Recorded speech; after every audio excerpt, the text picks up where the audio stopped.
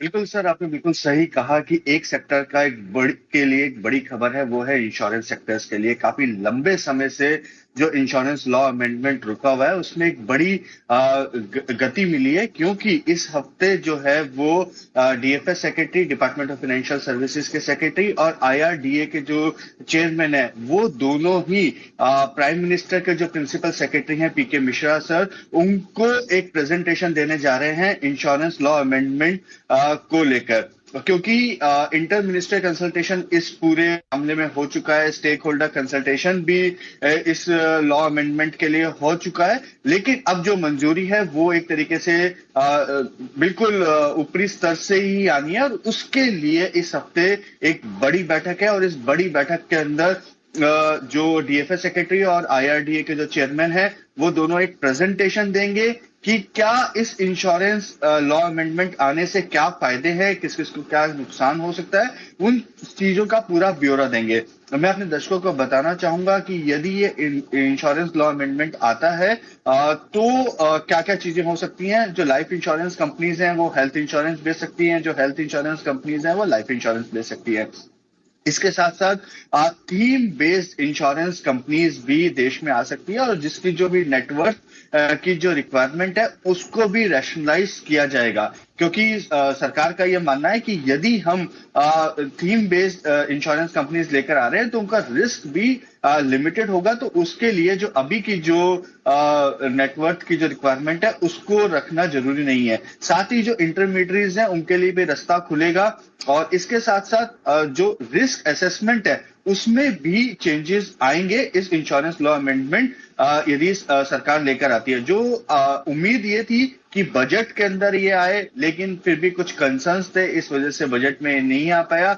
लेकिन अब जब जो बात है वो पीएमओ लेवल तक पहुंच गई है, तो उम्मीद ये की जा रही है कि जो भी विंटर सेशन होगा उसमें इंश्योरेंस अमेंडमेंट लेकर आया जा सकता है। तो एक बड़ी बैठक इस हफ्ते इंश्योरेंस लॉ अमेंडमेंट को। ऑलराइट, तो बड़ी बैठक हो सकती है इस हफ्ते टॉप लेवल्स पर। ये सरकार निर्णय लाने की तैयारी में, थीम बेस्ड इंश्योरेंस लाने की तैयारी हो रही है। अनिल जी, जरा समझाइए क्या फायदे हो सकते हैं इसके, क्या सोच विचार होगा ये लाने के लिए थीम बेस्ड इंश्योरेंस? हाँ, दो चीजें हैं। पहली बात तो ये किया जा रहा है कि सारी इंश्योरेंस कंपनियां 8 पार हो जाएगी। ओके। यानी कि जो लाइफ इंश्योरेंस कंपनियां वो चाहे तो जनरल इंश्योरेंस कंपनियों के प्रोडक्ट बेच सकती है, जनरल इंश्योरेंस कंपनियां वो लाइफ इंश्योरेंस कंपनियों के प्रोडक्ट बेच सकती है। यानी कि एलआईसी चाहे तो मेडिक्लेम बेच सकती है, घर का बीमा कर सकती है, व्हीकल्स का इंश्योरेंस कर सकती है, और कोई न्यू इंडिया इंश्योरेंस या कोई आईसीआईसीआई लोम्बार्ड ये चाहे तो लाइफ इंश्योरेंस भी बेच पाएगी। इसके पीछे लॉजिक क्या है? लॉजिक है कि इंश्योरेंस तो इंश्योरेंस है, करेक्ट, उनको अलग अलग में क्यों बांटो? दोनों के लिए अलग अलग लाइसेंस की जरूरत क्या है? क्यों ना एक ही लाइसेंस में जिसको जो करना है करने दे।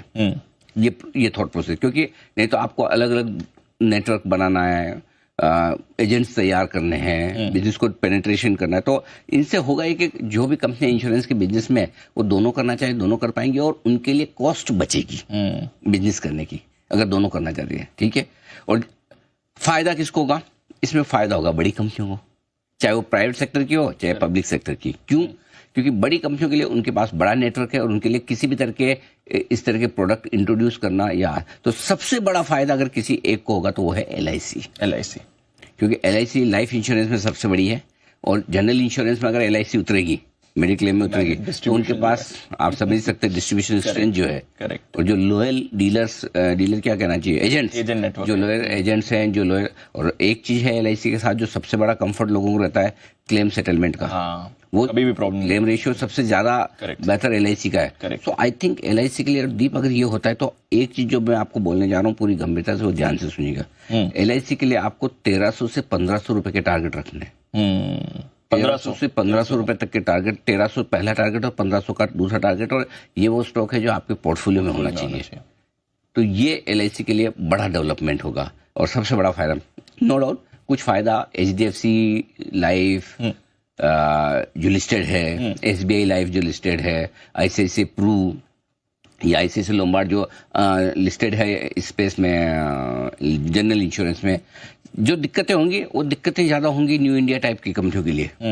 जो छोटी कंपनियां कंपेरेटिवली, तो है सरकारी स्पेस की कंपनियां, उनका बिजनेस LIC टाइप की कंपनियों में शिफ्ट होने के चांसेस काफी बढ़ जाते हैं। United India, new India type, oriental insurance, ये जो कंपनियां जिनके तीनों के मर्जर की बात भी जो चल रही है, तो ये एक बड़ी चीज है। सो आई थिंक बड़ा डेवलपमेंट है सेक्टर के लिए लिहाज से बड़ा। अब इसमें एक दो चीजें और बताइए, थीम बेस्ड इंश्योरेंस भी ला सकते हैं, जैसे थीम बेस्ड म्यूचुअल फंड होते हैं कि आपको टारगेटेड इन्वेस्टमेंट करना है, वैसे किसी को टारगेटेड इंश्योरेंस चाहिए, मुझे इसी पर्टिकुलर चीज के लिए इंश्योरेंस चाहिए, ठीक है। जैसा आप हैं, आप एंकर करते हैं, ठीक है, आपको लगता है कि मेरी आवाज का मुझे इंश्योरेंस चाहिए, करेक्ट, होते हैं उस तरह के इंश्योरेंस, टारगेटेड इंश्योरेंस प्रोडक्ट्स बाहर ग्लोबली काफी होते हैं हमारे यहाँ। और दूसरा है कि इस इंश्योरेंस के बिजनेस में उतरने के लिए जो नेटवर्थ एक्सपीरियंस वगैरह का जो है, उसका भी रिक्वायरमेंट थोड़ा कम किया जा सकता है, आसान किया जा सकता है। तो ये बड़ा डेवलपमेंट है जो होने जा रहा है, जिस पर फोकस करना है। और सारी कंपनीज एट पार हो गई। चलिए, LIC के लिए लेकिन अब इसमें एक दिक्कत और आएगी। दिक्कत ये आएगी, कई सारी कंपनियां ये कहेंगी भाई हमने इतने सालों तक पैसा डाला, हमने ये सोच के डाला था क्या दूसरे भी आ जाएंगे, ऐसे आ जाएंगे, वैसा है। देखो, हर चीज के फायदे नुकसान सब है। तो जो एग्जिस्टिंग प्लेयर्स हैं थोड़ा रोएंगे तो सही, लेकिन बड़े प्लेयर्स को फायदा, बड़े प्लेयर्स और बड़े होंगे, ये बात सही है। बिल्कुल, तो बड़े प्लेयर्स को फायदा होगा इसका। LIC एक बार चार्ट पर भी राय ले लेते हैं कुणाल जी से। कुणाल जी देखें सर, खबर के बाद स्टॉक में बड़ा रिएक्शन भी आया, 2.5% ऊपर है इस समय LIC। देखिए, अच्छा खासा करेक्शन भी LIC में हुआ है दीपांशु, और मुझे लगता है कि लगभग 1200 के लेवल छू लेने के बाद स्टॉक 1000 तक नीचे आया, तो अच्छा 20% का करेक्शन हुआ और एक बड़ा सपोर्ट 1000 के आसपास अब चार्ट पर आ चुका है। तो मुझे लगता है कि ओवरऑल ये बहुत अच्छा एंट्री पॉइंट है।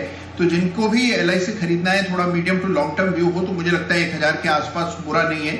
इन स्तरों पर खरीद करके चलें, थोड़ा सा मीडियम टर्म व्यू रखें। मुझे लगता है न केवल स्टॉक अपने लाइफ टाइम हाई लेवल्स को पार करेगा, बल्कि नए हाईज दिखाएगा। तो मीडियम टू लॉन्ग टर्म में